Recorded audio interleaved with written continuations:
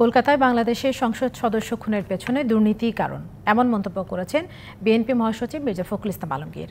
রাজধানীর নয়াপল্টনে দলের কেন্দ্রীয় কার্যালয়ে সংবাদ সম্মেলনে এমন মন্তব্য করেন তিনি। বাংলাদেশের বিএনপি প্রতিষ্ঠাতা জিয়াউর রহমানের ৪৩তম মৃত্যুবার্ষিকীর কর্মসূচি ঠিক করতে নয়াপল্টনে কেন্দ্রীয় কার্যালয়ে সভা করেছে বিএনপি।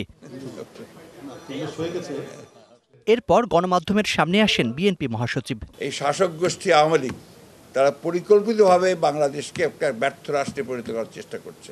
ভারতে খুন হওয়া ঝিনাইদহ ৪ আসনের সংসদ সদস্য আনোয়ারুল আজিমকে নিয়েও প্রশ্নের জবাব দেন তিনি। বাংলাদেশের সাধারণ নাগরিক নয়, একজন তাদের তথাকথিত সংসদ সদস্য বিদেশে গিয়ে নিখোঁজ হয়ে গেলেন, তার কোনো খবর তারা দিতে পারলেন না পারলেন বাংলাদেশ সরকার, না পারলেন বন্ধু রাষ্ট্র তাদের ভারত।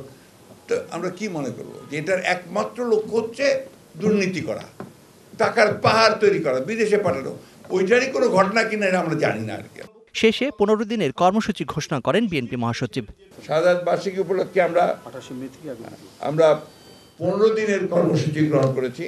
এর আগে বুদ্ধ পূর্ণিমা উপলক্ষে বিশ্ব মৈত্রী কামনায় শান্তি শোভাযাত্রায় অংশ নেয় বিএনপি নেতাকর্মীরা। Zakaria Ahmed, DBC news, Dhaka.